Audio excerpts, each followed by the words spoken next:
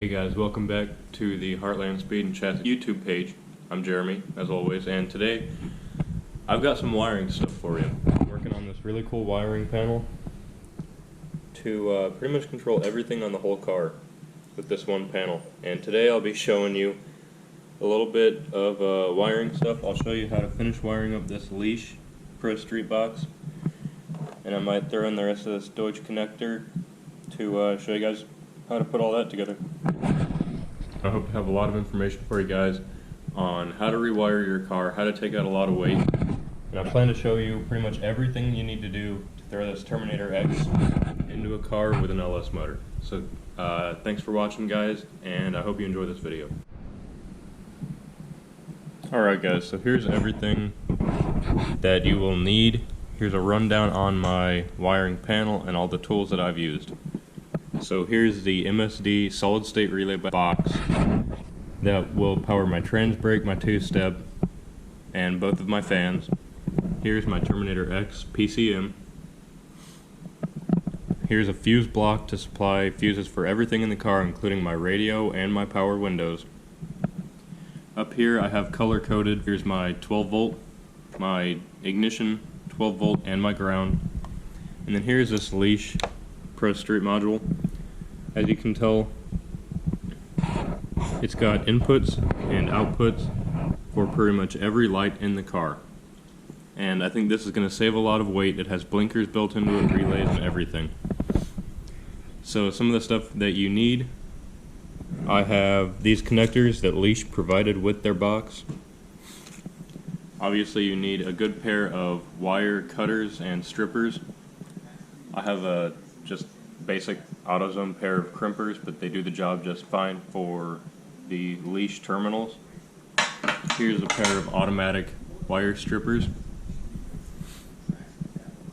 And as you can see, I have labeled all of these wires, so if I ever take it out, I know exactly what wire goes to which. And I did the same on the Deutsch connector side. And for that I used this Dymo Rhino 4200 with their heat shrink labels,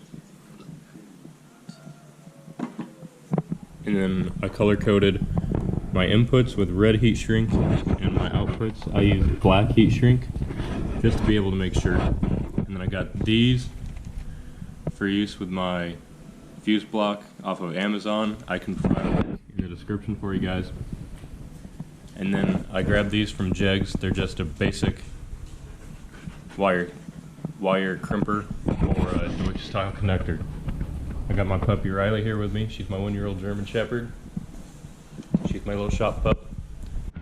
Alright guys, so I will try to show you how all of this works while working around the camera, but I cannot promise that it is going to be the best quality. So I took all the screws off of this Leash box, and as you can tell, I did take a different colored wire for every single wire, and that is because I pretty much robbed Jegs and AutoZone of every wire color that they had so I could color code this a little better. So this Leash box, it does have I'd say probably a 632 size terminal, a screw terminal, and it uses these fork style connectors. So let me show you guys how to attach one of these. Right here you can see I have the right rear brake out wire, and the label is on the box side,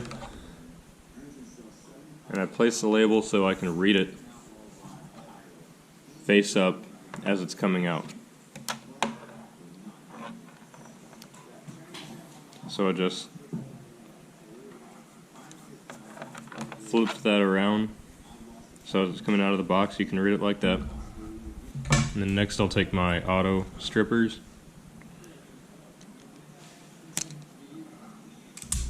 and that's what that'll look like after you strip it.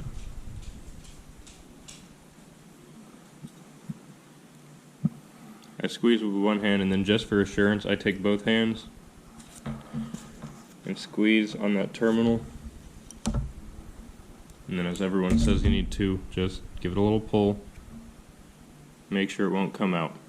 Leash did provide enough terminals for all of these, but I am not going to be using any of the 12-volt ignition or battery outputs as of now, so I'm not worried about if I mess one up.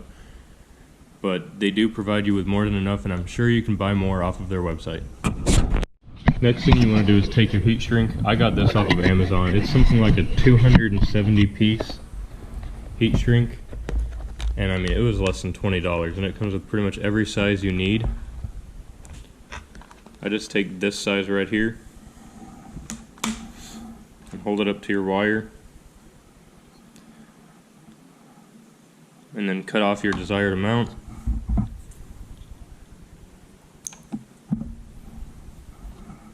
And slide that right over your crimped terminal. Then you take your heat gun. I did forget to say, but this is double wall adhesive lined heat shrink. So as you heat this up, you can tell on this side a little bit of adhesive will come out, and that just provides an extra precaution to make sure that no moisture gets into it, or that heat shrink doesn't slide off. What? My puppy's mad that I'm not giving her as much attention, so I'm sorry if you guys hear her whining in the background. She does that a lot. If any of you know how German Shepherd puppies are, they whine at everything. So then I'll slide your label over.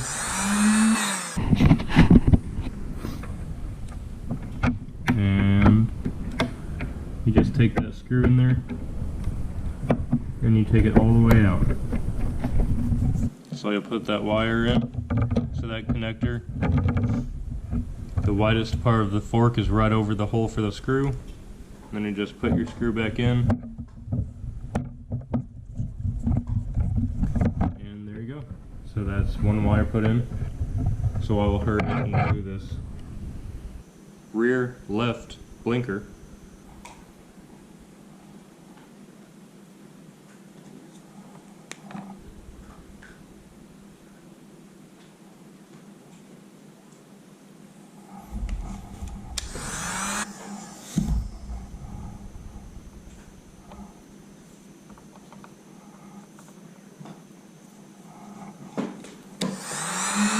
Obviously, guys, you don't have to use heat shrink labels for these, and honestly, you probably don't even need to use the heat shrink on the actual terminals because they are separated internally.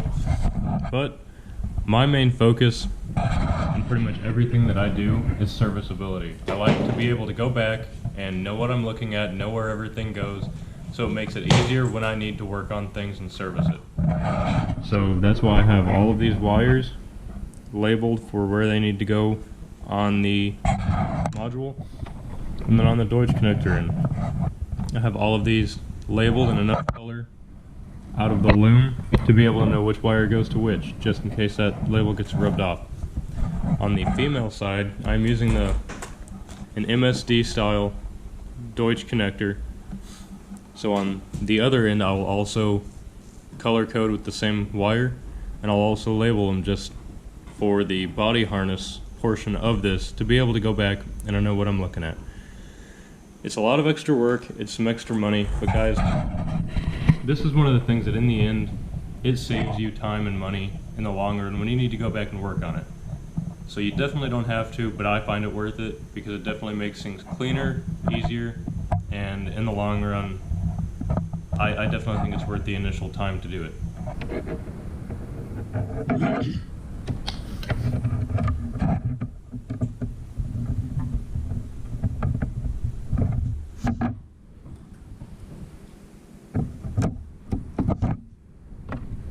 Now that I've got everything finished up in the board, I can finally go ahead and put this back on permanently. Take the provided screws that came with the box. I will try.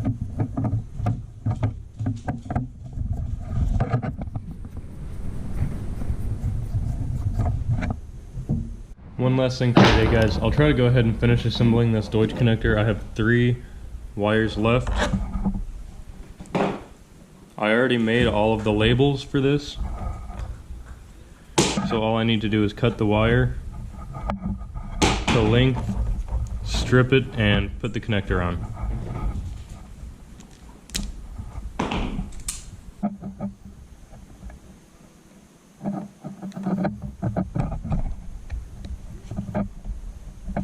Slide it into the connector.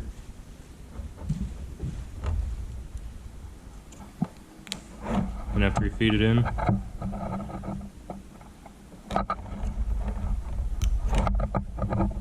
you'll feel and hear it click, and you can just give a little tug to make sure.